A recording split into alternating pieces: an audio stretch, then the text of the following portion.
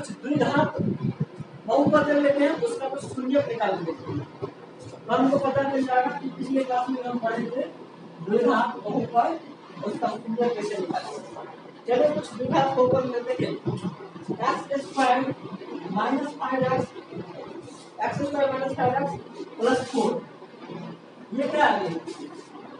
ये क्या है? द्विघात बहुपद। द्विघात बहुपद है ना, ये द्विघात बहुपद है।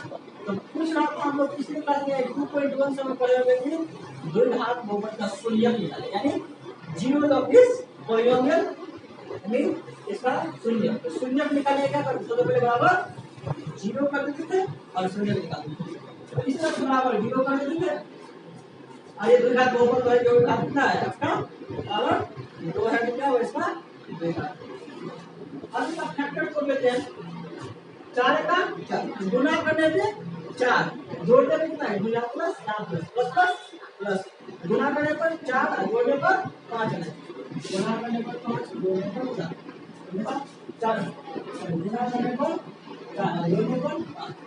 देखो x स्क्वायर 4 का 4 5, लेकिन 4 हम दोनों प्लस में लेंगे, 4 और 1 प्लस में लेंगे या माइनस में लेंगे?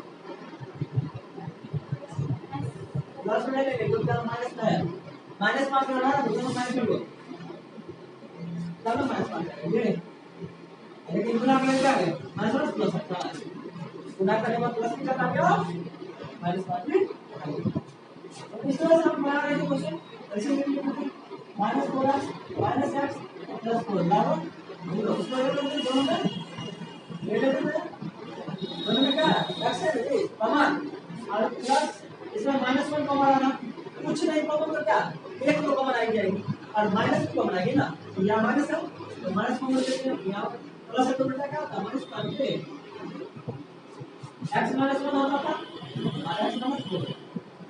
इस तरह से दो शून्य निकल x माइनस 4 का वैल्यू और x माइनस 4 का 0, x माइनस मिला 1 x मिला 4। इस तरह से हम एक का शून्य निकालते हैं 2.1 जब अभी हम पढ़ रहे हैं हमारा समीकरण पढ़ रहे हैं। इसमें कुछ क्वेश्चन दिया है, बताइए कि द्विघात समीकरण होगा या नहीं। चलिए एक क्वेश्चन दिया है आपका एनसीईआरटी का क्वेश्चन है, देखिए एग्जांपल समझ लिया है। देखिए क्वेश्चन x प्लस 1 बराबर 2 x माइनस 3। इस तरह से है। अब ये पूछ रहा है कि द्विघात समीकरण है या नहीं, तो क्या आप बता सकते हैं द्विघात समीकरण है या नहीं?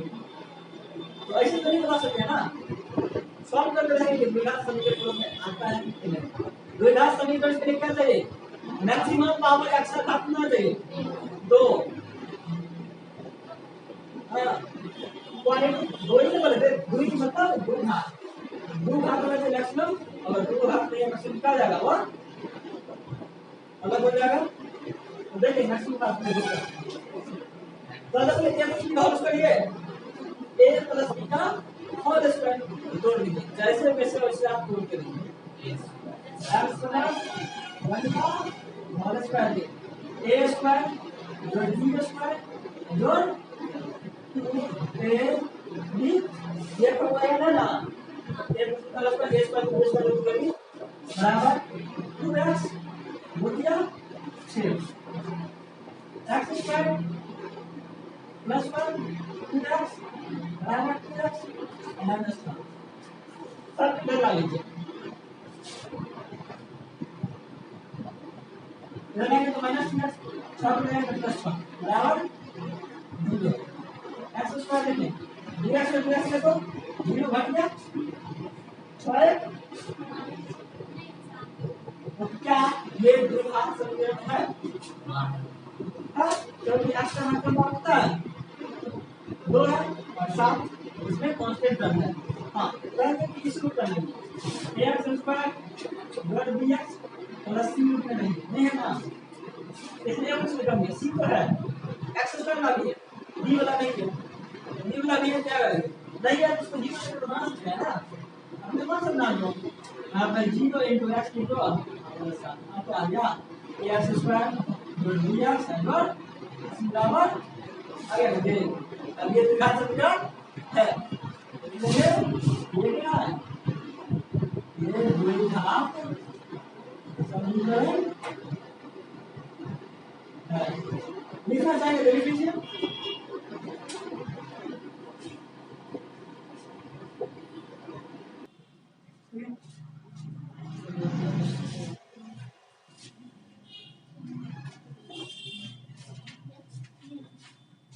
चलिए है दूसरा question x square minus 2x ना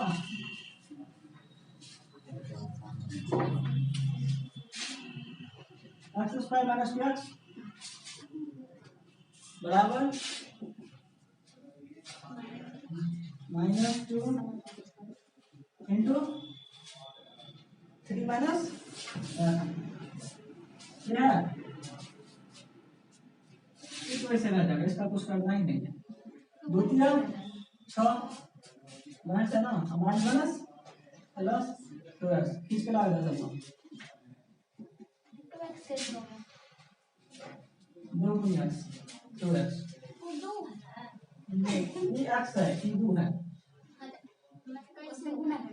कैसे हो ये कैसे हो कैसे देखिए ना कैसे हो ये बच्चा लोग उसमें पूछते कैसे हो बता दिया था आता है देखो ना द्वितीय देखिए 2 गुणे 3 माइनस 2 गुणे minus x 6 minus plus 2x समझे ऐसे हुआ हाँ बहुआ की तरह समझो तो समझे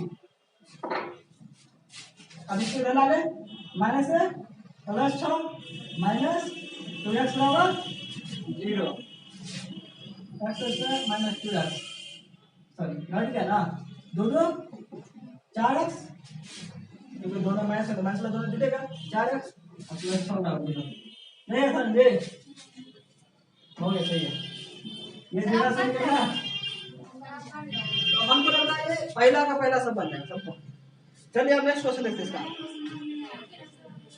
क्या आप समझ गए ना अब ठीक है अब देखिए इसका हम एग्जांपल 2 देखो जी तुम्हारा होगा कॉन्सिक्यूटिव ऑफ 2 नंबर है ना चलिए वही क्वेश्चन बनाते हैं बता देंगे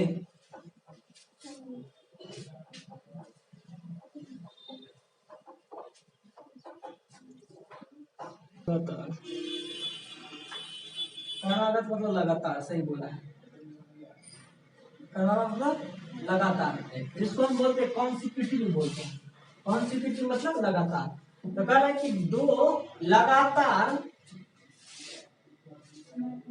दो लगातार पूर्णांकों का गुणनफल कितना है 306 यानी दो कर्मागत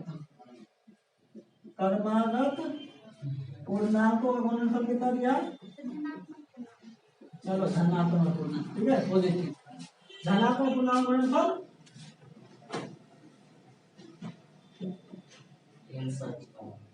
ये दिया 306 पूर्णांक तो जानते क्या होता है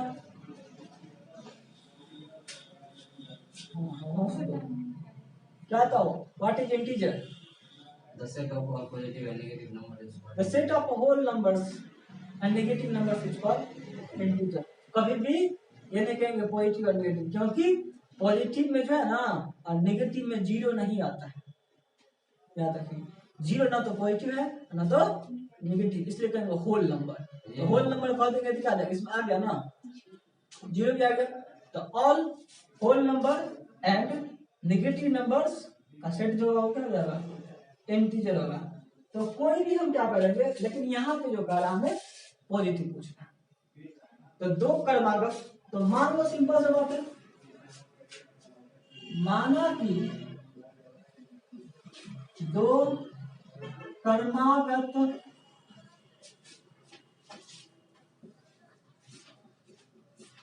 पूर्णांक x देखो पूर्णांक में कितने का अंतर होता है कितने का डिफरेंस तो और 6 होते दो का अंतर होता है रे। अरे एगो पूर्णांक 1, दूसरा 2, तीसरा 3, चौथा 4, एक कितना अंतर है? एक एक एक ना जोड़ते हैं। तो पहला पूर्णांक x, तो दूसरा क्या? x प्लस 1 x प्लस 1 और x प्लस 1 क्रमशः है। हमने क्या मान लिया? एक मान लिया x, दूसरा क्या मान लिया? x plus 1। जिस तरह से मान लीजिए x का मान 5 आया, दूसरा क्या आएगा? 5 में से 6 आएगा ना जी। तो हम इस तरह से मान, अब क्वेश्चन ये कहना है कि दो क्रमागत पूर्णांक का गुणनफल दिया गया है। प्लस में से कि दो क्रमागत पूर्णांक का गुणनफल कितना है? 306 है। गुणनफल मतलब गुना ना, एगो पूर्णांक गुने दूसरा पूर्णांक बराबर 306। अब चलिए गुना करते हैं। x स्क्वायर प्लस x बराबर 306, ये हो गया। लो अब तो हो गया। द्विघात समीकरण दूसरा निकाल लीजिए। ये द्विघात समीकरण निकल गया। x square plus x minus 6 बराबर 0। ये हो गया द्विघात समीकरण।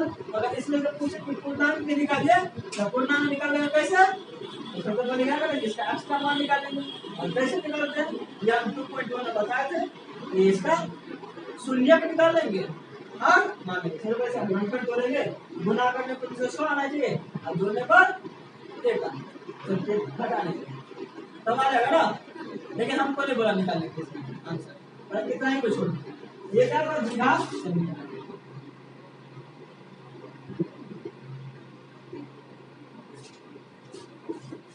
द्विघात समीकरण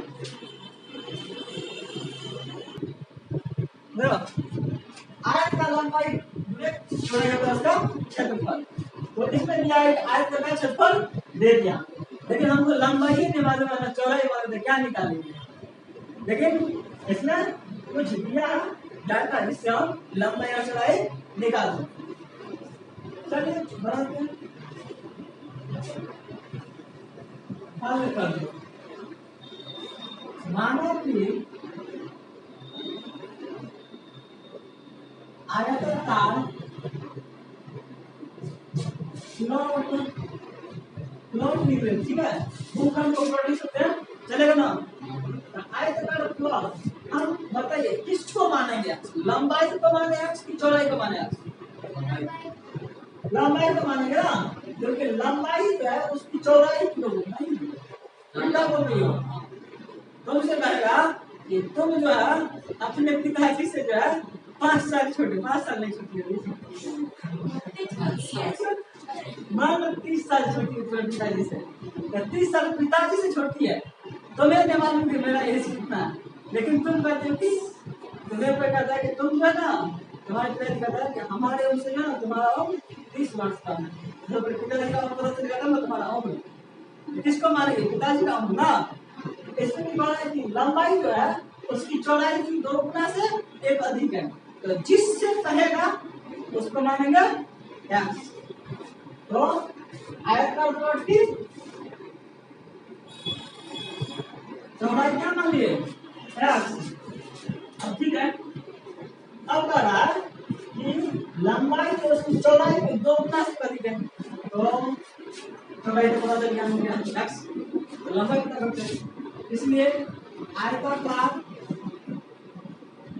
प्लॉट की लंबाई बराबर length of this rectangular plot is 2 Guna x का 2 गुना कितना होगा?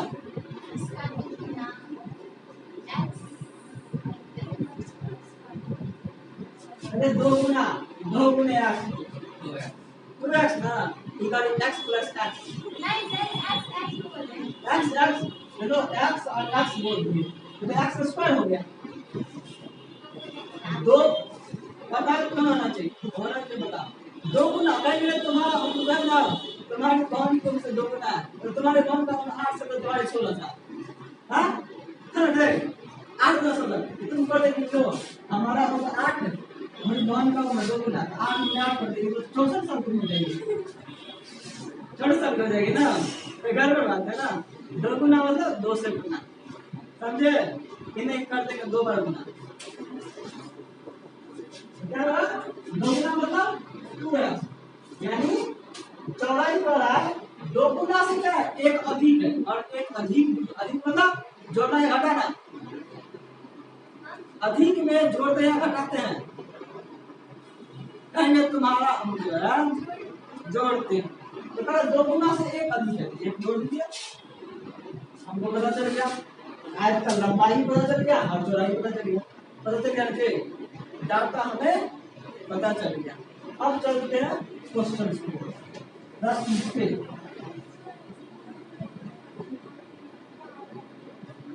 क्या करें, फिर क्या बोल के अपने सीख लिया, ऐसे तो बोल रहा। अब देखिए क्षेत्रफल क्या ना दिया गया है, क्या प्लॉट का क्षेत्रफल कितना जाएगी 528 मीटर स्क्वायर, ये प्लॉट का क्षेत्रफल है, और जानते हैं कि आयत का क्षेत्रफल क्या था, लंबाई में चौड़ाई,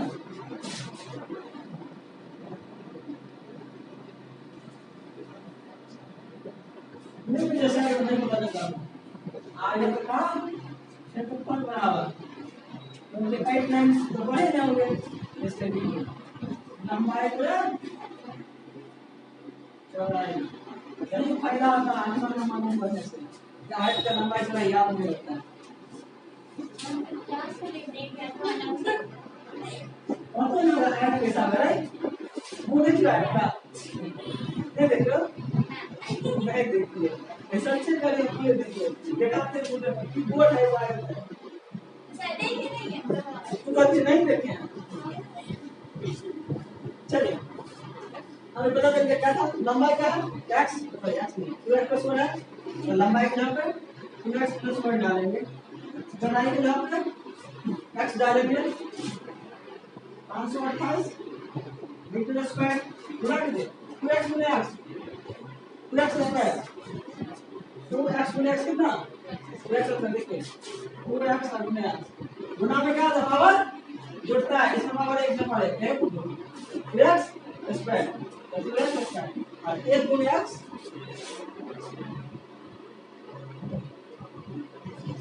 2x square plus x minus, क्या ये पूरा समीकरण है, बराबर हो गया।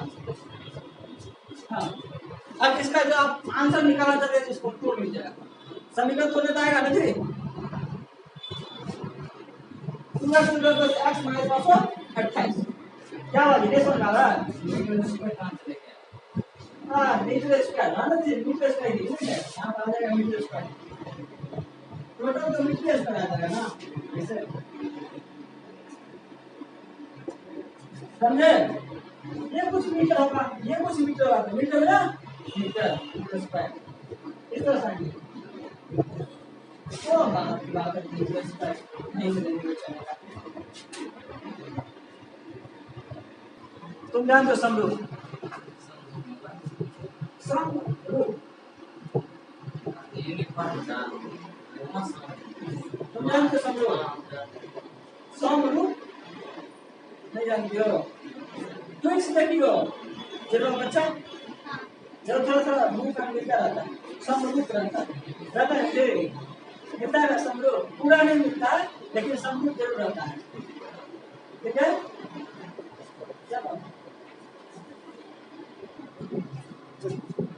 और देखिए हमने सम चतुर्भुज सुने होंगे, सुने हो सम चतुर्भुज, सुने सम चतुर्भुज, तो सम मतलब क्या होता है, बराबर, जिसे कहते हैं सम चतुर्भुज मतलब सभी भुजा क्या होगी बराबर होगी, तो सम चतुर्भुज यहाँ भी बने समरूप चाल, यानी चाल क्या होगा समान होगा, तो क्या हो जाएगी समरूप चाल, जैसे कोई आदमी जो है 70 किलोमीटर प्रति घंटे की गाड़ी चलाती है, दूसरा भी 70 किलोमीटर प्रति घंटे गाड़ी चलाता है, क्या हो जाएगा समरूप, अगर देखो कभी कभी 2 लड़के जाते हैं साथ साथ, दोनों एक साथ साइकिल चलाते हैं, एकदम पकड़ के चलाते हैं, चलो जी या दिन में बात करते के लिए समझ जाता है लगा जी तो कोई दोनों समरूप चाल चलता है तब दोनों एक साथ है कोई दूसरा स्पीड किया हम यार आगे नहीं करता तो जैसे कभी कभी हैंडल गिरता है क्या ऐसे ही हाई स्कूल से मुझे लोग जाते थे एकदम पूरे एकदम ग्रुप में लग टूट जाए केवल बट होता सब गिरती है रे और एकदम समरूप चाल चलती है रोड उतना है बड़ा आगे से मोटरसाइकिल आता है बस जहाँ हॉर्न होता है बस गाड़ी तो करती है हर गाड़ी बस समरूप मतलब 480 किलोमीटर दूरी तय करता है एक समान 480 बहुत कम दूरी का बहुत ज्यादा एक समान चाल से दो रेलगाड़ी एक रेलगाड़ी सब लोग जाते 480 किलोमीटर तय करता है यदि उसकी चाल 8 किलोमीटर कम होती है तो उसे उसी दूरी को तय करने में 3 घंटे अधिक समय लगता है। तो सबसे पहले क्या पता है इसको निकालने के लिए वही काम कर रहा है जो हमने पहले काम किए क्या काम किए थे द्विघात समीकरण निकालने इसमें भी हम एक्स और वाई मानेंगे लेकिन इसमें एक चीज आता है फॉर्मूला आपको याद होना चाहिए तो बताइए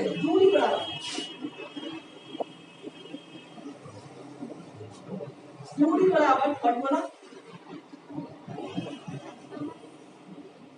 यानी डिस्टेंस बराबर दूरी बराबर होगा 4 गुणे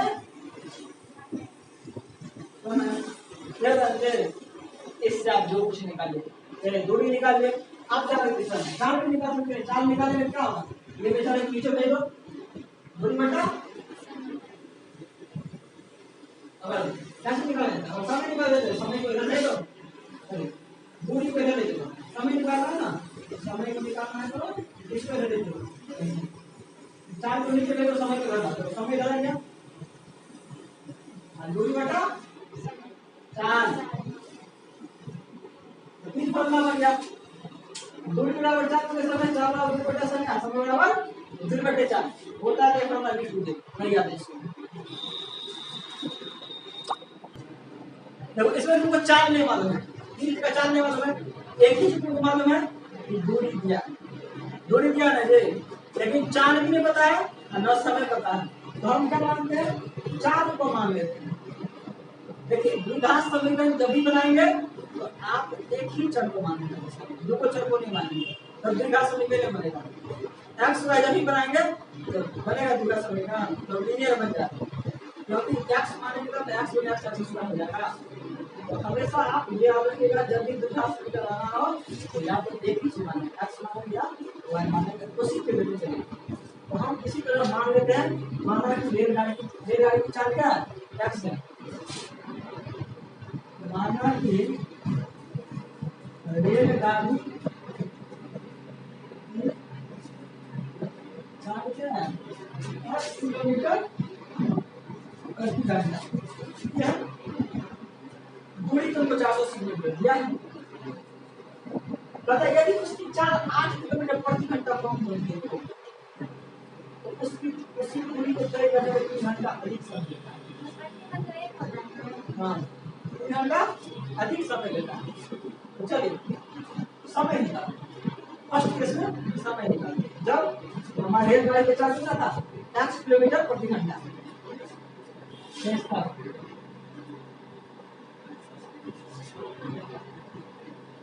समय बराबर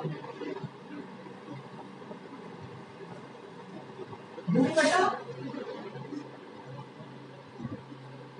बता दीजिए समय बराबर दूरी बटा चाल टाइम बराबर डिस्टेंस बटा स्पीड दिक्कत नहीं हो रहा जी इंग्लिश में लिख लो ठीक है ये सब नॉर्मल है अपने स्पीड से बताएंगे दूरी कितना है बता दो दूरी तो सब के एक ही चीज है 480 किलोमीटर दूरी कभी बनेगा हमको पहुंचना होता है मान लो यहाँ दरभंगा जाना है तो दूरी तो वही दरभंगा रहेगी कभी दरभंगा की दूरी घटेगी बढ़ेगी नहीं बढ़ेगी दूरी तो ठीक है सर दूरी दिया है 4 कितना दिया है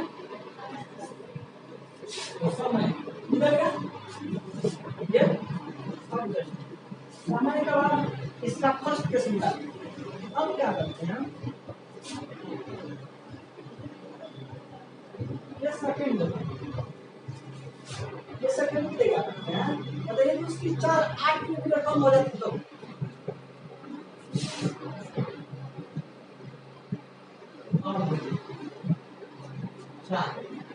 कितना हो जाएगा? पहले कितना था? 10 किलोमीटर प्रति घंटा, अब कितना कम गया है? 8 किलोमीटर प्रति घंटा कम गया। तो कम के लिए घटा दिया, जुड़ जाए घटाएंगे तो पहले 8 किलोमीटर प्रति घंटा कम हो जाएगा। ये हो गया 50। अब